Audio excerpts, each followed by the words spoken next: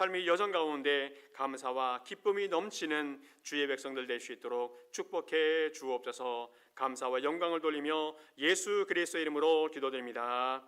아멘. 우리 성경 말씀 함께 보겠습니다. 성경 말씀은 누가복음 14장입니다. 누가복음 14장 7절에서 14절까지 말씀 보겠습니다. 누가복음 14장 7절에서 14절까지 우리 교도가시면서 말씀 봅니다. 17절 제가 먼저 봅니다. 청함을 받은 사람들이 높은 자리 택함을 보시고 그들에게 비유로 말씀하여 이르시되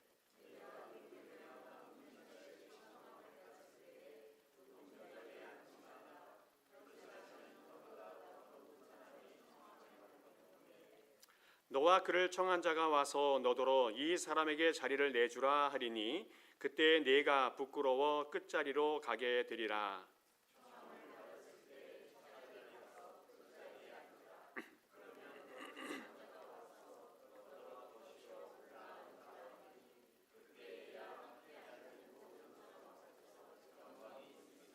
무릇 자기를 높이는 자는 낮아지고 자기를 낮추는 자는 높아지리라.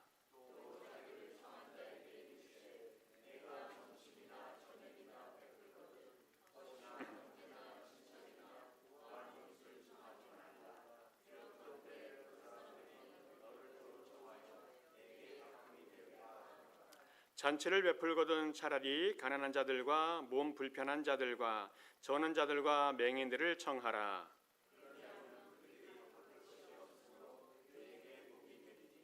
이는 의인들이 부활 시에 내가 갚음을 받겠음이라 하시더라. 아멘. 이 세상 살아가다 보면 잔치나 파티 이야기가 참 많이 있습니다. 이번에도 한국을 방문하고 보니까 밥 먹는 자리가 참 많이 있어서 많이 파티 같은 또 잔치 같은 그런 시간들을 많이 보냈습니다. 이 세상 많은 사람들은 태어나서부터 백일 잔치, 또 돌잔치, 또 60이 되면 환갑, 또 진갑 잔치, 또 생일마다 또 여러 기념일들마다 이러저러한 이유로 잔치를 많이 하는 것 같습니다. 사람이 태어나서부터 세상 끝떠나는 그날까지 매일매일이 원래는 특별한 날입니다.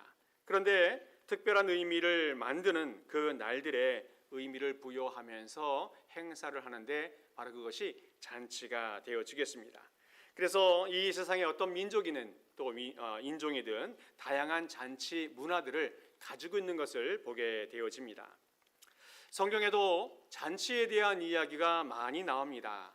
아마도 가장 즐겁고 아름다운 잔치는 천국 잔치가 아닌가 여겨집니다.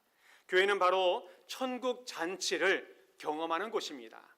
교회는 천국 잔치를 준비하는 곳이다 라고 말할 수 있겠습니다. 그러면 우리 성도들은 어떻습니까? 우리 성도들은 천국 잔치에 초청을 받은 사람들이라고 말할 수 있습니다. 그러므로 우리 모든 성도님들은 이 세상을 살아갈 때에 항상 천국의 기쁨을 누리며 살아갈 수 있기를 축복합니다. 그리고 우리가 경험한 그 천국의 기쁨, 이것을 다른 사람들에게 보여주는, 알려주는 그런 사람이 되어야 한다는 겁니다. 유대 나라에도 잔치를 종종 했던 것 같은데 그 잔치를 주로 어디서 했는가 하면 다락방에서 했다고 합니다. 우리는 보통 다락방 하면 허드렛것 또 뭐 쓸모없는 것들을 모아놓는 그런 좁은 창고 같은 것이라 생각하는데 그렇지 않았다고 해요. 유대인들이 가지고 있었던 다락방은 좀 잘 사는 사람이 가지고 있었던 넓은 2층 방 이런 거로 생각하게 되어집니다. 그래서 그 다락방에 올라가게 되어지면 바닥에는 카페트가 깔려져 있고 또 긴 의자나 소파 같은 것들이 벽 둘레를 감싸고 있게 되어집니다.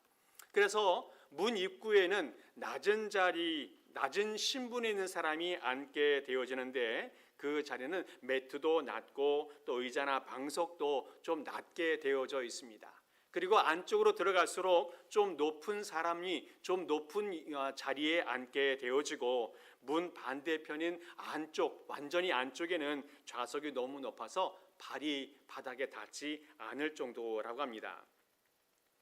그래서 잔치를 할 때 손님을 초대하게 되어지면 누군가 와서 문을 두드리지 않습니까? 그럼 방 안에서 누구십니까? 라고 물을 때에 밖에서 자기 이름을 이야기하지 않고 접니다 라고 말한답니다. 그러면 이름을 이야기하지 않아도 그 목소리를 듣고 누군지 알기 때문에 문을 열어준다고 해요. 그런데 그 목소리를 접니다 라고 했는데도 그 목소리를 알아듣지 못하면 문을 열지 않는다고 합니다. 아마도 오랜 전란 때문에 생긴 그런 문화가 아닌가 생각이 되어져요. 이 풍습을 잘 이해할 수 있는 말씀이 성경에 나와요. 사도행전 12장 13절 14절 우리 두 절 교도가면서 읽겠습니다. 제가 먼저 13절 봅니다. 베드로가 대문을 두드린데 로데라 하는 여자아이가 영접하러 나왔다가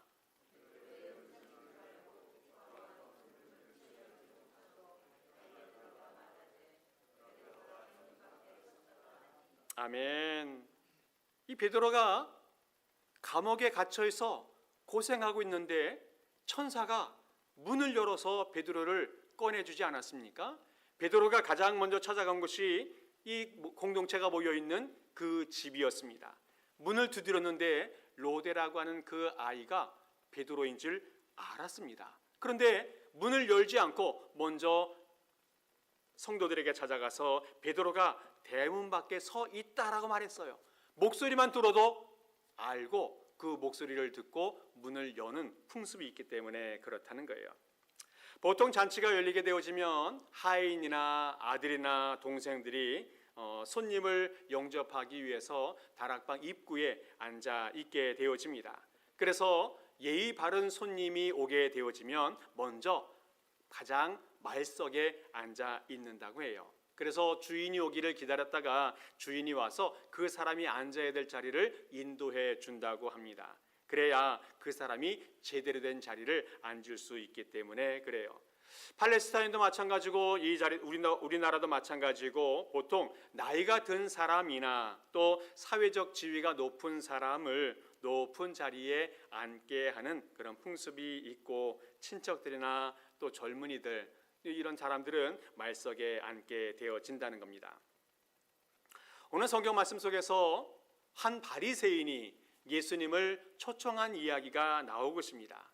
이때 예수님께서는 초대받은 사람이 어떠한 태도를 취해야 될지 또 초대한 사람은 어떠한 마음으로 초대해야 되는지를 이야기하고 있어요. 잔치를 할 때 두 종류가 있지 않습니까? 초대한 사람이 있고 초대받은 사람이 있는데 두 사람 모두가 다 예수님께서 주시는 교훈이 있다는 거예요. 예수님은 매일매일 일어나고 있는 잔치 같은 평소의 일들, 매일 만나서 밥 먹는 일, 출근해서 일하는 일들, 또 다른 사람을 만나서 티를 마시는 일들, 이런 평범한 일들 속에서 어떻게 비범한 삶을 살아갈 수 있을지 주님은 가르쳐주고 있습니다. 평범한 일상 속에서 정말 바르게 진실하게 살아간다면 그 사람이 비범한 삶을 살아갈 수 있다 말씀해 주고 있습니다. 우리 주님은 훌륭한 교사이시기 때문에 매일매일마다 일어나고 있는 수많은 일들 속에서 중요한 가르침을 우리에게 주고 있습니다. 우리 예수님이 가르쳐주는 일상 속에서 정말 비범하게 살아갈 수 있는 그 지혜가 무엇인가? 먼저는 겸손하라는 겁니다. 겸손하라. 8절 말씀, 10절 말씀 두 절만 읽어보겠습니다. 시작. 내가 누구에게나 혼인잔치에 청함을 받았을 때에 높은 자리에 앉지 말라. 청함을 받았을 때에 차라리 가서 끝자리에 앉으라. 아멘. 오늘 말씀이 두 가지가 있습니다. 하나는 높은 자리에 앉지 말라. 또 하나는 끝자리에 앉으라. 두 가지 명령을 주님께서 하고 계신데 사실 내용은 한 가지입니다. 높은 자리에 앉지 말고 낮은 자리에 가서 앉으라 말하고 있습니다. 왜 높은 자리에 가지 말고 낮은 자리에 가서 앉으라 말씀하십니까? 보통 높은 사람은 다른 사람보다 늦은 시간에 잔치에 오게 되어집니다. 일반 손님들이 다 오고 늦게 높은 사람이 오게 되어지는데 어떤 사람이 혼인잔치에 초대받아서 높은 자리에 먼저 앉아 있다가 자기보다 더 높은 사람이 왔을 때에 그 자리를 내줄 때 부끄러움을 당할 수 있다 말씀해 주고 있습니다. 오늘의 사회의 모습과는 정말 다른 모습을 이야기해 주고 있어요. 오늘날에는 어떤 사람들이 많이 있습니까? 초대받지 않았는데도 그 자리에 가는 사람이 있어요. 또 어떤 사람은 주인이 허락하지 않았는데도 높은 자리에 그냥 앉아 있는 사람들도 있다는 겁니다. 그리고 그냥 그 자리에 앉아서 거드름도 피고 분위기를 망치기도 하고 잔치를 엉망으로 만들어내는 사람들이 종종 있다는 거예요. 그래서 주인이 와서 당신 자리 낮은 자리에 앉으시죠 라고 말해도 윽박지르고 말을 듣지 않는 사람들이 종종 있다는 겁니다. 결국 그 잔치 자리는 즐겁고 행복하고 기쁨이 넘치는 자리가 되는데 원망과 분쟁과 비난의 자리가 되어버릴 수도 있다는 겁니다. 우리 사회 속에서 또 정치 세계 속에서 또 많은 일반 사회, 삶 속에서 보는 모습들일 것입니다. 말석에 앉은 사람들, 또 겸손히 예의를 갖추는 사람들이 많은 사회, 그것이 바로 좋은 사회, 바람직한 사회라고 말할 수 있겠습니다. 오늘 주님께서 우리에게 말씀하시는 말씀 다시 한번 보겠습니다. 누가복음 18장 말씀 14절인데 우리 같이 한번 읽겠습니다. 시작. 내가 너희에게 이르노니 이에 저 바리새인이 아니고 이 사람이 의롭다 하심을 받고 그의 집으로 내려갔느니라. 무릇 자기를 높이는 자는 낮아지고 자기를 낮추는 자는 높아지리라 하시니라. 아멘. 오늘 주님 다시 한번 말씀하십니다. 자기를 높이는 자는 낮아지고 자기를 낮추는 자는 높아진다 말씀해 주고 있어요. 이 말씀은 현실적으로 말이 되지 않는 말 같습니다. 그래서 역설이라고 말해요. 예수님은 신앙의 역설을 많이 말씀하십니다. 높아지려고 하는 사람은 낮아지고 낮아지려고 하는 사람은 높아진다는 이 역설, 이 말씀이 이해가 되지 않을 것처럼 여겨지지만 깊이 우리가 생각해 보면 이해가 되어지고 생활 속에서 많이 경험해 본 말씀이 되어진다는 겁니다. 정말 우리는 우리 자신을 높일 때에 낮아질 수밖에 없고 낮아질 때에 높아지는 그런 경험을 많이 하게 되어진다는 거예요. 우리는 이 모습을 누구에게서 발견할 수 있습니까? 바로 예수 그리스도에게서 이 모습을 발견할 수 있습니다. 예수님은 인간적인 특징 중에서 가장 두드러진 면이 무엇입니까? 바로 그것이 겸손이에요. 겸손. 예수님은 원래 하나님이셨습니다. 그런데 스스로 하늘의 보호자를 버리시고 사람이 되셨습니다. 마구간에 태어나시고 나사렛 시골 동네에서 사시면서 하층민들과 친구가 되었습니다. 그리고 결국에는 십자가에 달려 돌아가 주셨습니다.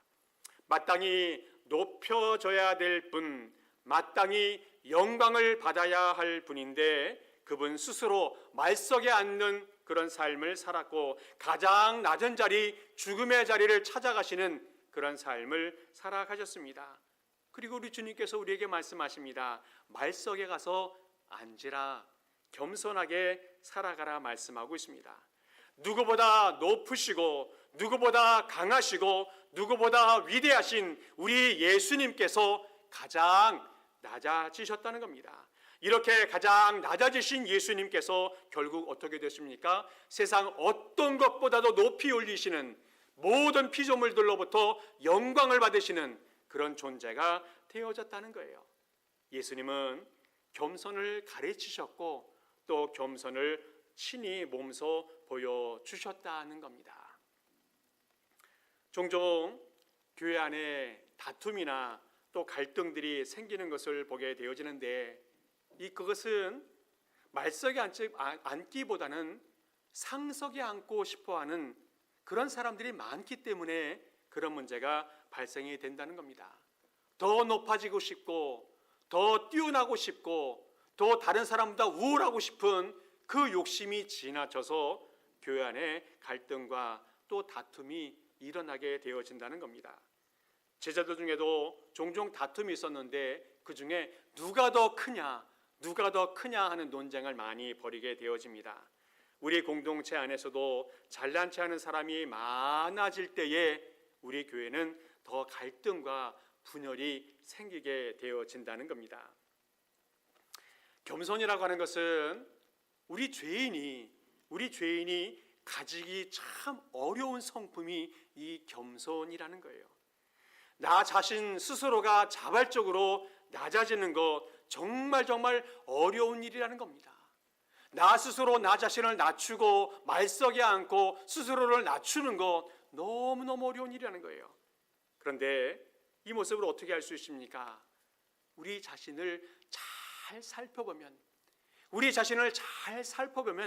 겸손할 수 있다는 거예요. 겸손은 자기 자신을 정확히 보는 능력이다라고 말하고 있습니다. 우리는 하나님 말씀을 비추어서 나 자신을 제대로 볼 수 있는 사람이 되어야 합니다. 자기보다 못한 사람을 비교하면서 만족하는 것, 이것이 겸손이 아닙니다. 단순히 자신을 낮추고 자기 비하에 빠지는 것이 겸손이 아니라, 겸손은 하나님 말씀을 통해서 나 자신을 점검하고 주님 안에서 계속 성장해가는 사람, 헌신하는 사람, 이 사람이 겸손한 사람이라는 거예요. 자신의 부족함을 깨닫고 하나님의 은혜를 채워가는 사람, 이 사람이 겸손한 사람이라는 겁니다. 나 자신은 아무것도 아니지만 하나님의 말씀과 하나님의 은혜를 붙들고 믿음으로 살아가려고 노력하는 사람, 이 사람이 겸손한 사람이라는 겁니다. 우리 하나님은 참으로 좋으신 분이십니다. 비록 이 세상은 교만한 자가 높은 자리에 오르고 겸손한 자는 무시받고 낮아지는 그런 세상이지만, 우리 하나님이 통치하시는 그 나라는 교만한 자가 낮아지고 겸손한 자가 높아지는 줄을 믿습니다. 우리 모든 성도님들, 오늘 주님께서 우리에게 말씀하시는 그 귀한 말씀, 높아지는 비결, 겸손, 이것을 깨닫길 바랍니다. 그리고 우리 주님께서 말씀하신 대로 끝자리에 앉으라, 그 말씀을 기억하면서 겸손하게 살아가는 우리 모든 성도들 수 있기를 간절히 축복합니다. 주님께서 또 하나 우리에게 일상 속에서 비범하게 살아갈 수 있는 지혜가 뭐냐면 자비하라 말씀하고 있습니다. 자비하라. 12절 13절 말씀 우리 같이 한번 읽겠습니다. 시작. 또 자기를 청한 자에게 이르시되 내가 점심이나 저녁이나 베풀거든 벗이나 형제나 친척이나 부한 이웃을 청하지 말라. 두렵건대 그 사람들이 너를 도로 청하여 내게 갚음이 될까 하노라. 자치를 베풀거든 차라리 가난한 자들과 몸 불편한 자들과 저는 자들과 맹인들을 청하라. 아멘. 오늘 주님께서는 잔치를 준비하는 사람이 어떻게 준비해야 되는가 하면 자비하는 마음을 가지라 라고 말씀하고 있습니다. 특별히 누구에게 자비를 베풀어야 되는지 말씀하고 있는데, 잔치할 때에 초대하지 말아야 될 대상을 주님께서 정해 놓았습니다. 초대하지 말아야 할 사람이 누군가 하면 친구, 형제, 친척, 또 부자인 이웃, 이 사람들을 초대하지 말라는 겁니다. 그 이유가 뭡니까? 이 사람들이 다시 초대하여서 내가 베푼 것에 대해서 도로 되갚아 줄 수 있기 때문에 그 사람들을 초대하지 말라는 겁니다. 그럼 누구를 초대하라는 겁니까? 가난한 사람들, 몸 불편한 사람들, 저는 자들, 맹인들을 초대하라 말씀하고 있습니다. 이 말씀을 깊이 생각하면서 고민이 생깁니다. 우리가 식사 초대를 할 때에 친구나 가족이나 친척들을 초대하지 말아야 하나? 오늘 저녁에 만약에 부모님 생신이 있다면 우리 가족들이 모여서 식사를 해야 되는데 가족들을 초청하지 말아야 할 것인가에 대한 고민이 생긴다는 겁니다. 오늘은 이 말씀이 어떤 의미인지 다시 한번 생각해 봐야 합니다. 오늘 본문에서 가르쳐 주시는 교훈은 단순히 식사 초대 자리에 누구를 초청하라, 초청하지 말라 선택하는 문제를 가지고 이야기하지 않습니다. 내가 다른 사람에게 사랑을 베풀고 또 사랑으로 섬길 때에 누구를 선택할 것인가를 말씀해 주고 있어요. 내가 주님으로부터 받은 많은 은혜가 있는데 그 은혜를 다른 사람에게 나누어 줄 때 이해관계를 따지지 말고 관대하게 자비를 베푸는 마음으로 베풀라 주님께서 말씀하고 있습니다. 예수님이 말씀하시는 것은 특별한 잔치이든지 또 일상생활이든지 모든 삶 속에서 자비를 베푸는 삶을 살 것을 말씀해 주고 있어요. 많은 사람들은 자신이 베푼 것에 대해서 보상이 될까 생각하면서 내게 유익이 될까 생각하면서 자비를 베푸는데 그렇게 하지 말라 말씀하고 있습니다. 오히려 갚을 수 없는 사람에게 자비를 베풀라 주님께서 말씀하고 있습니다. 많은 사람들은 생각해요. 나에게 무엇이 돌아올까? 나에게 무슨 이익이 있을까? 내가 저 사람을 도와주면 저 사람은 나에게 어떤 도움이 될 수 있을까에 대해서 계산하고 생각하고 따지면서 다른 사람을 돕고 자비를 베풀지 말라 주님께서 오늘 말씀해 주고 있다는 겁니다. 오늘 우리 사람들은 계산을 얼마나 잘하는지를 모릅니다. 하나를 주면 2개를 받아야 되고 10개를 주면 100개를 받고 싶은 것이 우리 인간의 본성이라는 겁니다. 그런데 우리 주님은 그렇게 하지 말라는 거예요. 받을 것을 생각하지 말고 그대로 베풀고 자비한 삶을 살 것을 말씀해 주고 있습니다. 왜 이렇게 살아야 되는가? 왜 손해보면서 왜 자비를 베풀면서 살아가야 하는가? 그 이유를 주님께서 말씀해 주고 있습니다. 14절 말씀입니다. 우리 같이 한번 읽겠습니다. 시작. 그리하면 그들이 갚을 것이 없으므로 내게 복이 되리니 이는 의인들의 부활 시에 내가 갚음을 받겠음이라 하시더라. 아멘. 먼 훗날 하늘에서 다시 하나님께서 갚아주시겠다는 겁니다. 더 이상 더 값진 것으로 주님께서 보상하시겠다 말씀하고 있습니다. 영원한 상으로 업그레이드해서 받게 해주겠다는 거예요. 그래서 갚을 것이 없는 사람에게 자비를 베푸는 것, 이것이 손해가 아니고 영원한 투자라는 것을 말씀해 주고 있어요. 그래서 이렇게 자비를 베푸는 사람은 어떤 사람입니까? 투자를 제대로 할 수 있는 능력이 있는 사람이라고 말씀해 주고 있어요. 예수님은 우리의 관심을 이 땅에서 하늘나라로 옮겨놓고 계십니다. 우리의 관심은 오직 이 세상, 오직 이 시간, 오직 이 땅에 집중되어져 있는데 우리의 관심과 우리의 생각과 우리의 눈을 하늘로 높이시는 분이 우리 주님이시라는 겁니다. 우리가 한 것에 대한 보상을 지금 당장 받고 싶어서 베푸는데 멈추고 또 고민하고 있지만 우리 주님은 먼 훗날 갚아주시겠다 말씀해주고 있어요. 우리 주님은 오히려 먼 훗날 보상해주는 것이 더 우리에게 복이 되어진다 말씀해주고 있어요. 지금 받는 것보다 그날 받는 것이 더 크고 위대하고 놀랍기 때문에 그렇다는 거예요. 우리는 주님의 말씀을 따라서 사랑을 실천하고 성도를 섬기고 이웃을 돌보는 그런 삶을 살아갈 수 있길 바랍니다. 우리 주님이 허락하신 물질과 그 시간을 가지고 하늘을 위해서 투자할 수 있길 바랍니다. 그러면 우리 주님께서 상상할 수 없을 만큼 더 큰 보상으로 우리에게 되갚아 주시겠다 말씀합니다. 우리 사랑하는 성도 여러분들, 예수님의 말씀을 따라서 관대한 마음을 가지고 자비를 베풀면서 살아가시기를 바랍니다. 그리고 영원한 상으로 보상을 받는 축복이 있는 백성 될 수 있기를 간절히 축복합니다. 주님께서 또 하나 우리에게 가르쳐 주시는 것이 뭐냐면 하나님의 주권이에요. 하나님의 주권. 오늘 본문에서는 겸손하게 살아라, 또 자비한 삶을 살아라 말씀하고 있는데 이렇게 사는 것보다 그 중심에 있는 더 중요한 원리가 하나 있는데 그것을 가르쳐주고 있습니다.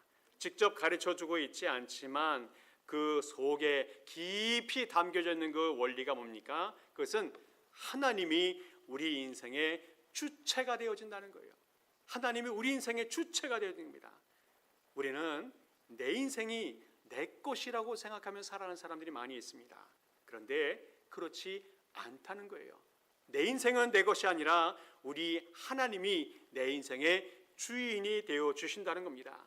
우리 인생은 하나님의 주권 아래 있다는 것을 말씀해 주고 있습니다. 왜 그렇습니까? 그것은 내 인생을 내가 평가하고 내가 보상할 수 없기 때문에 그래요.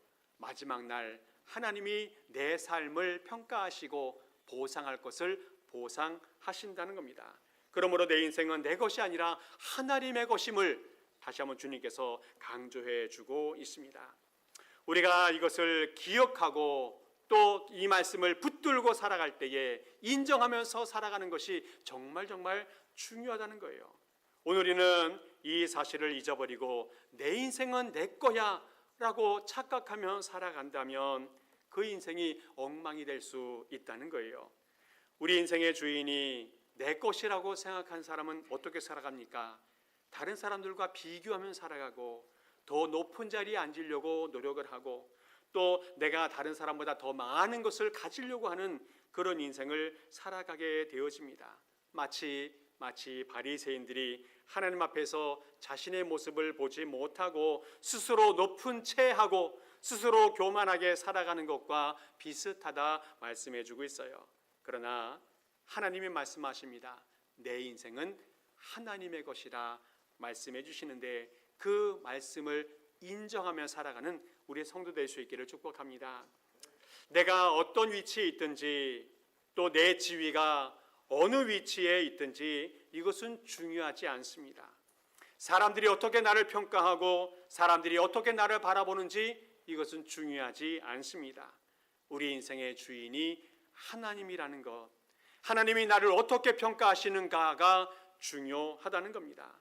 그 평가가 정말 진짜이고 정말 진실한 평가라는 것을 기억하면서 살아갈 수 있길 바랍니다.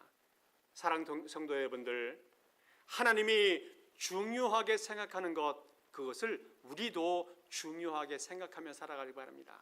하나님이 가치 있다라고 여기는 것을 우리도 가치 있게 여기면서 살아갈 수 있길 바랍니다. 하나님을 내 인생의 중심으로 모시고 살아가고 그 말씀과 그의 뜻을 붙들고 살아가는 그런 성도들 될 수 있길 바랍니다. 하나님이 내 인생의 주인이 되어질 때에 그 신앙이 바른 인생이고 또 진실한 인생이 될 수 있다는 겁니다. 말씀을 정리합니다. 이번 한국을 방문하면서 참 많은 사람들을 만나게 되어졌는데 신학교 동기들을 한 20년 만에 만나기도 하고 또 고등학교 때 친구들을 한 40년 만에 만나 봤는데 느끼는 것이 그거였어요. 겸손한가? 자비를 가지고 살아가는가? 하나님의 주권을 붙들고 살아가는가에 대해서 깊은 생각을 하는 그런 시간들이었습니다. 사람들은 멀리 떨어져서 살아갔지만 20년, 40년의 그 시간의 공백을 메꿀 수 있는 것이 무엇이었을까? 그것은 겸손한 삶이었어요. 그리고 자비한 삶이었습니다. 그리고 하나님의 주권을 인정하는 삶이었습니다. 그래서 오늘 이 말씀을 붙들고 또 말씀을 준비하고 여러분들과 함께 나누게 되어집니다. 우리가 하나님을 믿는 자녀로서 이 세상에서 정말 잘 살아갈 수 있는 비결이 뭡니까? 바로 그것은 더불어 함께 사는 비결이에요. 더불어 함께 살아가는 것. 이 세상에서뿐만 아니라 천국에서도 더불어 함께 잘 살아갈 수 있는 길이 무엇일까? 바로 그것은 겸손한 삶입니다. 그것은 자비한 삶이라는 거예요. 매일매일 일상 속에서 많은 일들이 벌어지지만 그 일상 속에서 자비하게 겸손하게 살아간다면 다른 사람들에게 인정받고 또 하나님에게 인정받는 그런 삶을 살게 되는 줄 믿습니다. 뿐만 아니라 우리가 이 땅에서 아무리 낮아져도 우리를 높이시는 하나님의 주권이 있다는 것을 기억할 수 있길 바랍니다. 그리고 모든 것을 다 퍼주고 아낌없이 나누어 주어도 하나님이 더 많은 것으로 갚아줄 수 있다는 하나님의 주권을 인정하면서 살아갈 수 있길 바랍니다. 그때 그 사람이 하나님 앞에 인정을 받고 다른 사람들에게 존경을 받게 되어집니다. 그리고 어떤 때이든지 어느 시간이든지 만나고 싶은 그런 사람이 될 수 있다는 겁니다. 더불어 사는 지혜, 함께 살아가는 지혜, 이것을 터득하여서 하나님 앞에 인정받고 또 사람들에게 존경받는 우리 모든 성도 될 수 있기를 간절히 축복합니다. 함께 기도하겠습니다.